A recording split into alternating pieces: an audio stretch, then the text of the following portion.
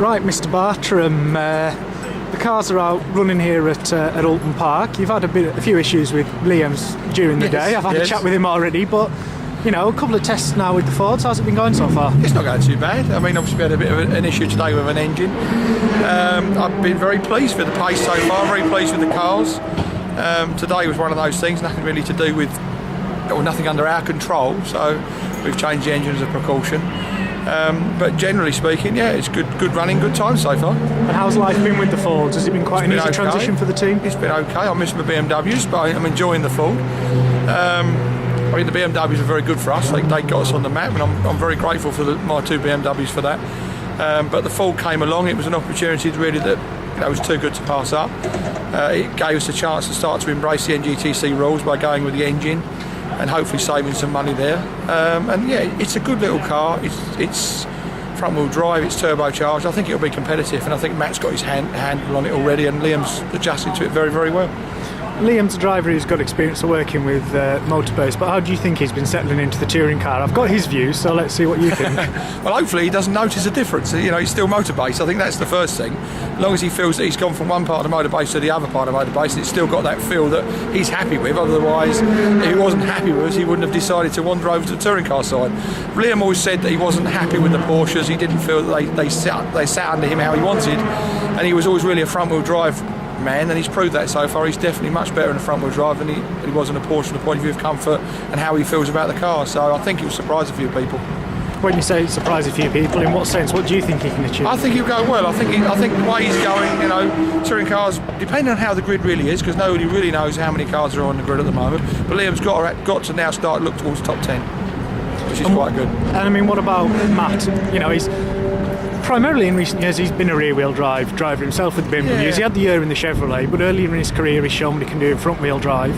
So after a kind of difficult year last year, do you think this is a year when he can put himself back on the map again as a real championship contender? I think this is Matt Jackson's car. You know, I know he was very good in the BMW, and he was very good when they ran the car themselves in 07 or 08, I think it was, 07. And I think, but this is a car for Matt now. I think Matt Jackson's a very good driver as front or rear wheel drive, but at the minute I think he's more home in the front wheel drive than he was the rear wheel drive. So I think he'll make the maximum of this opportunity, and if that will benefit him, and if it benefits him, it benefits us. So from that point of view, Matt's in the right seat.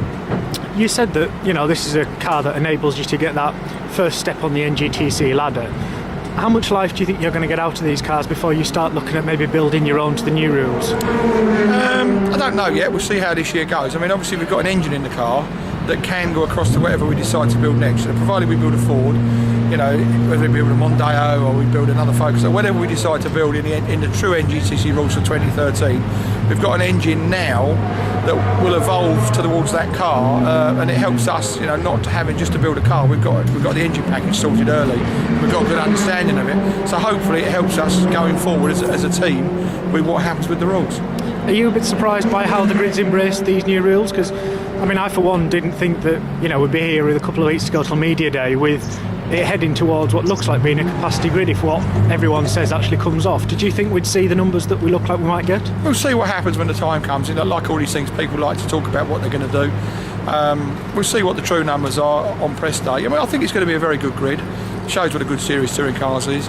I think you've got to look at all the main teams, the guys that have been in there a while, and say that they've stuck pretty much with their machinery, but they've probably done like Dynamics and so on, have done like we have. They've gone with the first stage with the engines first off.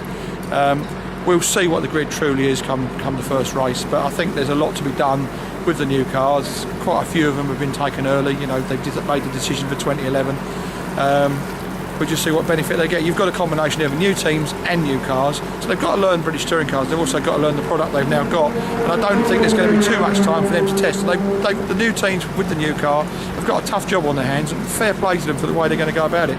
And they're very determined teams, so you know, good luck to them. Now you bought 3 cars, but you've only got 2 drivers in them. So when's that third driver going to be known publicly? Yeah, we'll see. We'll see how we go with that. We've got a bit more time yet. I mean, you can see where our third car is at the moment. It's still with Tom Chilton. We're due to take delivery on that on Monday. And like all things, when you physically got the car, then you deal with it. The deal always was that we'd get our first two early, and that they would give us that other car in February. They've stretched it out a little bit because they've been behind schedule with their new car. But as you can see from the press releases, the Geneva Motor Show, they've now got their first one done, so they'll be keen to test that. So we should get our car Monday. We've got quite a lot of work to do to it. We've got to turn it into one of our tomatoes. So we'll go from there. Now, I don't expect you to give me any names because I know for a fact you're not going to do it, but there has been one driver who was hanging around the garage at Brands Hatch recently, and Tom Onslow Cole, if a deal could be done, would be just the kind of guy you'd be looking for because he's got experience with the car, he's quick, and he'd help push the team on. Definitely. I mean, Tom's the guy we've spoken to, as well as a couple of others. But at the moment, we'll just see what comes and how we go about it. It's all about money, unfortunately. I'd love just to put drivers in and not have to worry about the money side, but it's very tough times at the minute. You have to be very commercial, and if we haven't got the right money in place, we're not going to do ourselves any favours. We've got to look after the two cars we've got on the grid right now, and hopefully there'll be a third car joining them. But we've got to make sure the structure's there where we can do the job the correct way, and we'd be competitive. Now, you just referred to the car as being a tomato. I think on the forums it's been a bit like Marmite. Some people have loved it, some people have hated it. Is that your decision? Is that commercial decisions? It's a mixture. It's certainly commercially based because at the end of the day, you've got to have what works for your sponsors. I like the idea of red because that was my old heritage from my own car, so it made it quite easy. But if you look at the money shop, for instance, they have to be on yellow. Airwaves wanted something very bright this year that makes it instantly recognisable. I came up with a colour scheme. We've got a company called Redstone involved. The colour scheme fits all the requirements, whether it be to make the car attractive on the grid or whether it be a sponsor. It had to fit all the requirements, and I think the car looks really good in the flesh. A lot of people haven't liked it on the websites. Fair enough, everyone's entitled to their opinion. At least they're talking about the car. At least they're talking about the Airwaves Racing Ford. Even though it's maybe not the colour they like, they're still talking about it, so it's doing its job. And fair play to everyone. They're all entitled to their opinion, and I love looking at the websites and seeing what people think. I love the sort of controversy if they don't like it or they do like it. I think it's great, and I think once they see it in the flesh, we'll win a few more people over because they're attractive in the flesh. I mean, you've just said they look different in the flesh, but you've seen them, and they are bright, and they will get noticed on the television. We need to give Mr. Harvey and Ben something to look at on the television because their eyesight's are failing. They're getting older, so they need to be able to see things. So they're bright, they won't miss them. But I mean, in all fairness, you're not bothered if the car looks an absolute dog's dinner as long as it's winning races and putting you in championship contention. I don't give a toss if it's sky blue, pink with green dots on it, as long as it's winning and we're doing something good with it. I like the cars to look nice. At the end of the day, it's important for all the sponsors the cars look nice, and it's important for us our cars look nice. As I say, I'd like to see people's opinions once they've seen them in the flesh, once they've seen it in the sunshine at Brands Hatch at the first round, or the rain, depending what we're going to get. We'll see what people think then, and then we'll see what results we can get. But at the end of the day, we're here to try and win races. That's our job to do, and I think we've got a good little package this year, a good chance of doing a good job. And I'm really looking forward to the first race at Brands Hatch. It's a home circuit as usual, and I'm really looking forward to our little Red Devils going out and doing a good job.